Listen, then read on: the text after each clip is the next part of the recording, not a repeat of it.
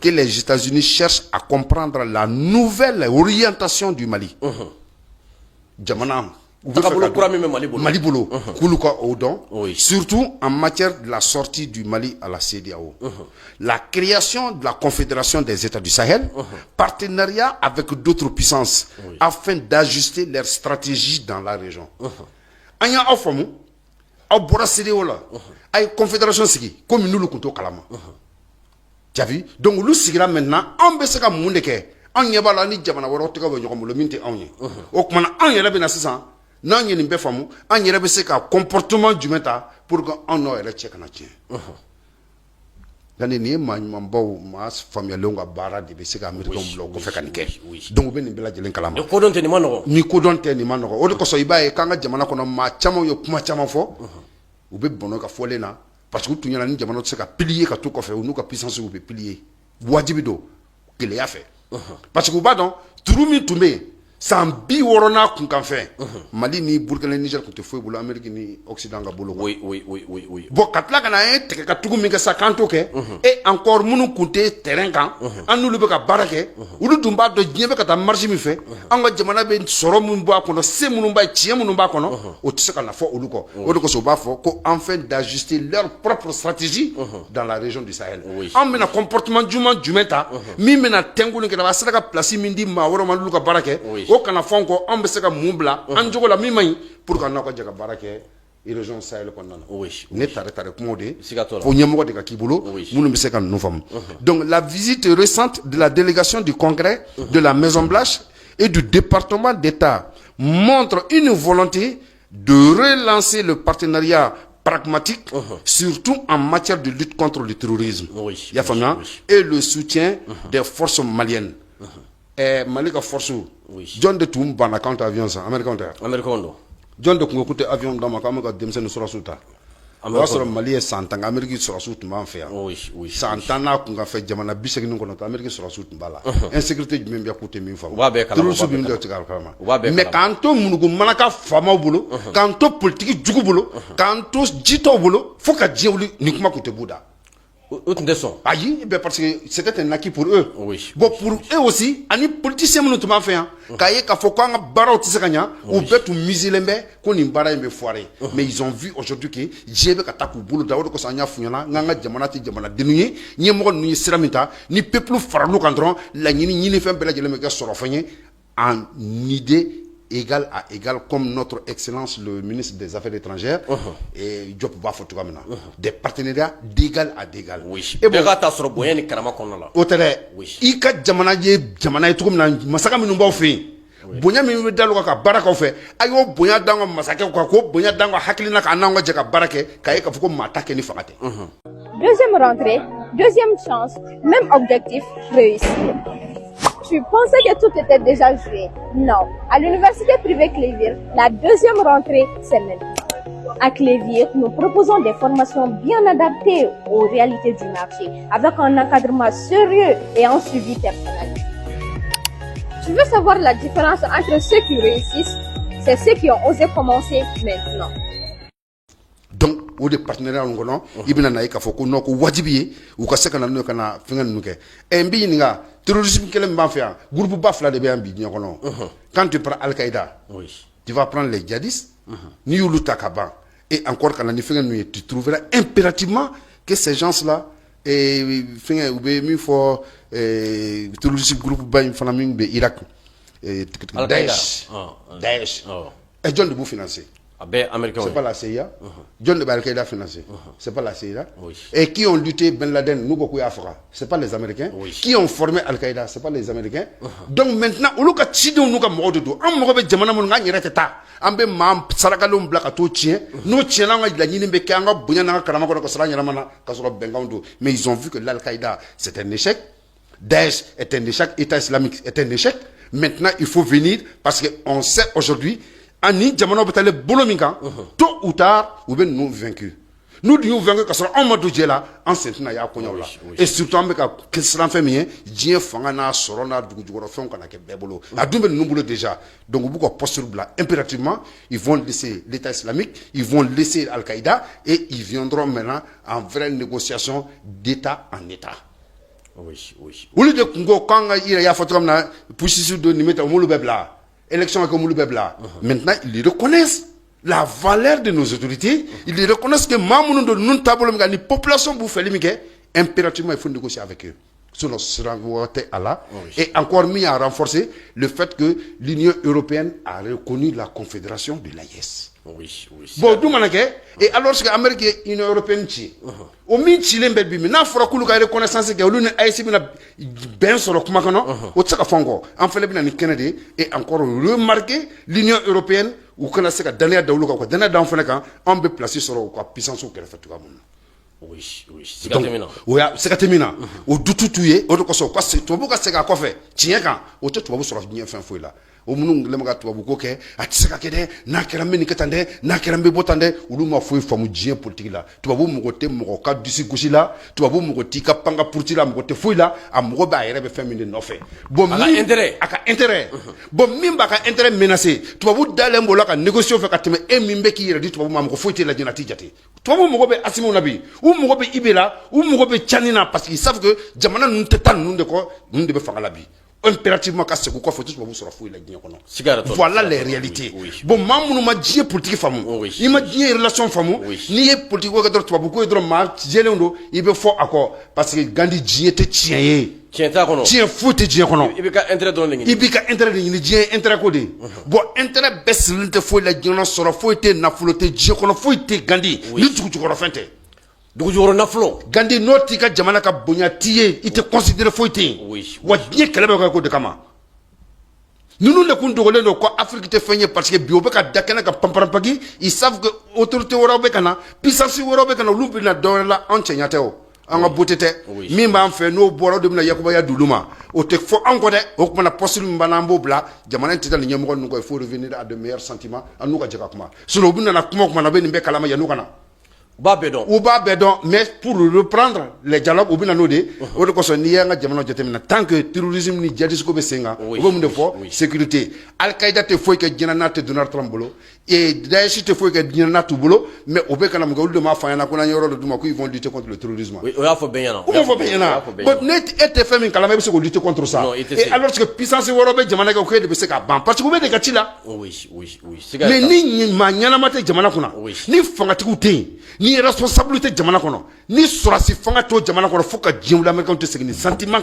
kana kumina kuma fait so ou te so antaraya aish asimi de la kata mission na ya ay mo ko kata mission ma mo ko kata chani mo ko tia ibe mo ko tia et bien pour ko lubena si beba aw ye si wa be fembe kalama aw de kan ni je fembe ni ala boren droit de be dugolo sans fait ala ka mission mana dugolo ka non tiens la coro temps donc ni ou segné ngana parce qu'ils savent que Dieu était en de quoi oui Gandhi nyo de fina ni CEDEAO ko foni ni jamana sababora la CEDEAO te ni jamana sabay ni jamana sababora la te Dieu be fen ni la ben jamana sabade kono Gandhi oui soro be Dieu kono Dieu be kele la femme no fait abe ni de kono Dieu ti se Amérique te Amérique Dieu na ni dugu jukoro fente et le match ti se ka fo Dieu kono tra fusée l'entra NASA lando na kaba no kono tra clé l'entra fena ni dugu jukoro fente ti se abe dujoro na flo ko de nga bede dugu no fait bon au min be no besoro Dieu kele me kutamino la Dieu du be kele la on de no fait donc maintenant wa te fulu fana ko hali ni jogo banambo bla okmana aka tableau muye comme ku te tableau ndo dépense ira nga jamana nyamo ko ben kele ne kaw donc ou bena uta mi se buta de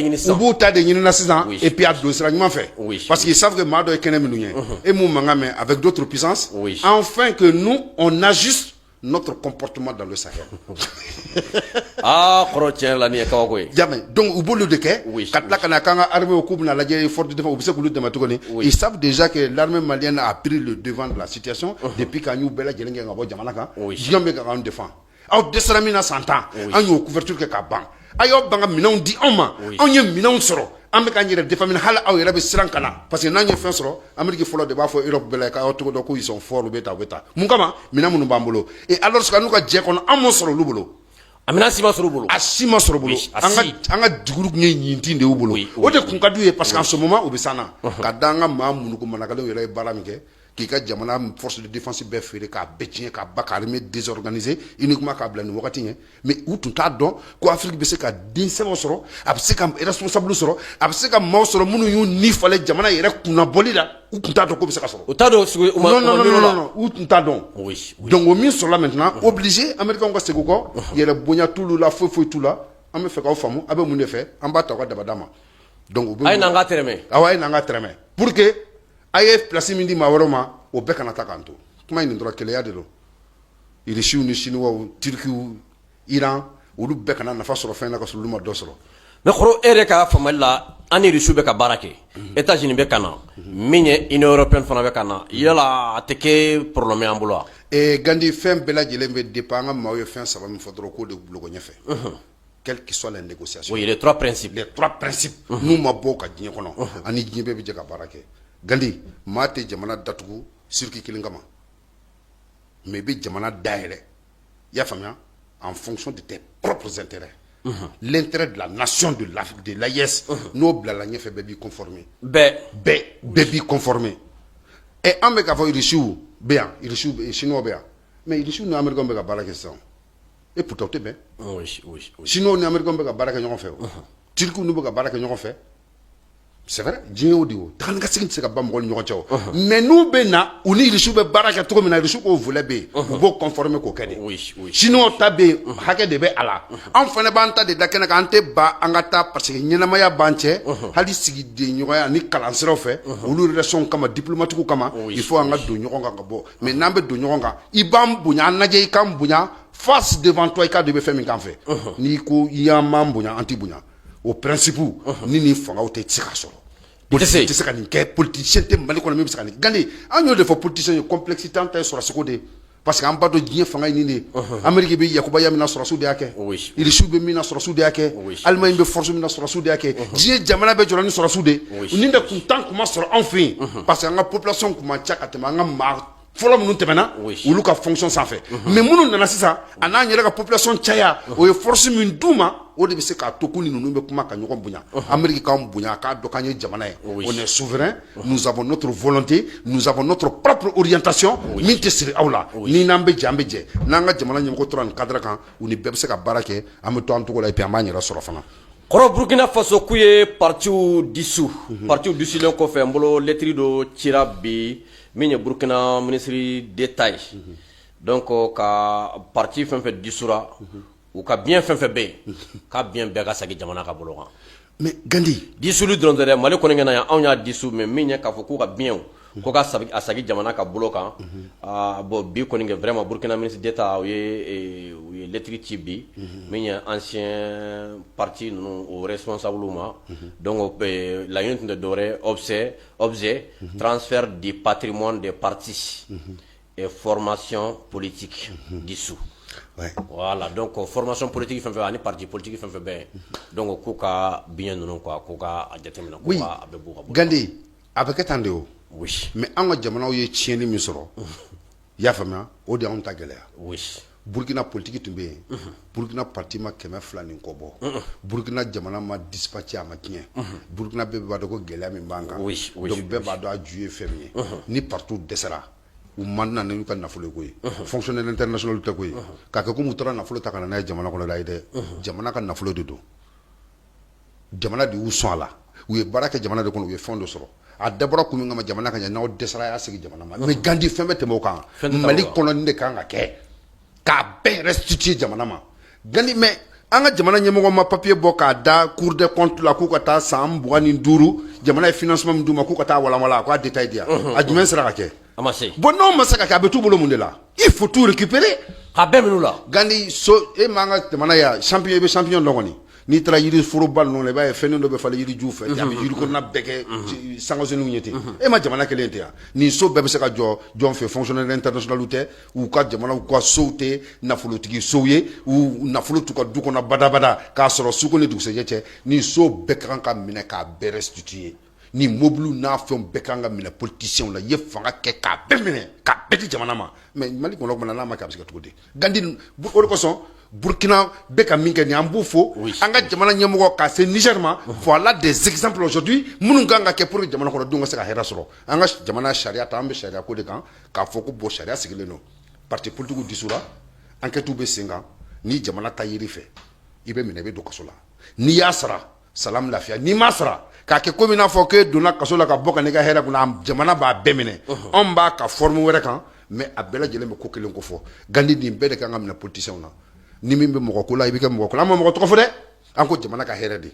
an ko jamana denw ka hɛrɛ de Mali kɔnɔ bi 24,7 millions d'habitants n'a fɔra k'anw bɛna ko kura de kɛ ka sɔrɔ an ka nafolo dulonnen bɛ sow ni forow ni mobiliw ni commerce kɔnɔ a bɛɛ de bɛ minɛ Gandi n'a minɛna sa jamana denw bɛ sa tant que n y'o fɔ jamana kɔnɔ ni jamana hɛrɛ ma tila denw ni ɲɔgɔn cɛ jamana tɛ lafiya richesse tilali tɛ dɔwɛrɛ koyi k'a kɛ ko bɛ taa wari siri bila an bɛɛ ka so da la o tɛ dɛ min b'i bolo n'i balola jamana a ka minɛ ka don fɛn na min bɛ jamana kɔnɔdenw nafa c'est ça la partition des richesses d'un bien état nin de kan ka kɛ Burkina ye nin min kɛ nin de don wa i b'a ye u bɛ nin kɛ ten u tɛ kuma dɛ ils savent que les hommes politiques savent qu'ils sont en faute ils le font mais Mali politicien de b'a dɔn a bɛ faute la hali o don n y'a dɔnbaga kuma mɛn ko n'a sɔrɔ kiiri ye tiɲɛ ye ale bɛ n'i yɛrɛ di mais kiiri tɛ yan nɔ cɛ olu tilelama mɔgɔ dɔ kaso la yan han a bɛ k'o fɔ journaliste ye ko ni kiiri tigilamɔgɔ bɛ se ka wuli ka taa ale sɔrɔ a sigiyɔrɔ la ka taa ale min ba o tɛ f'i ye dɛ i bɛ na ne fa i tɛ sara jitɔ cɛman y'i bɛrɛ kɛ ale kɔni ale tɛ n'a mali la tuguni voilà o ka kiiri kɛra o don a ma prison à vie tɛ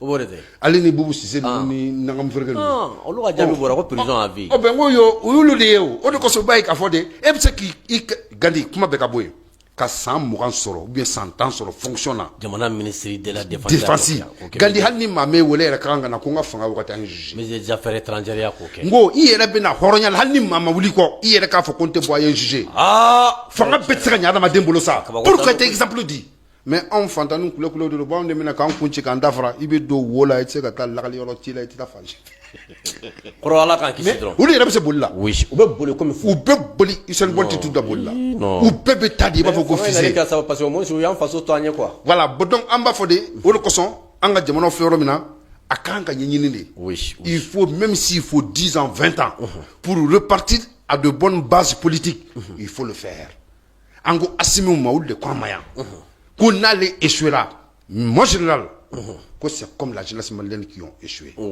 Mon général, les 5 généraux, la jeunesse malienne a bien compris votre message.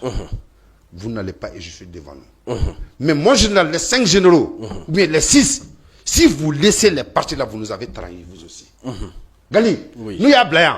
Gali, nous y a un jafade. Ou kato akande san mugan.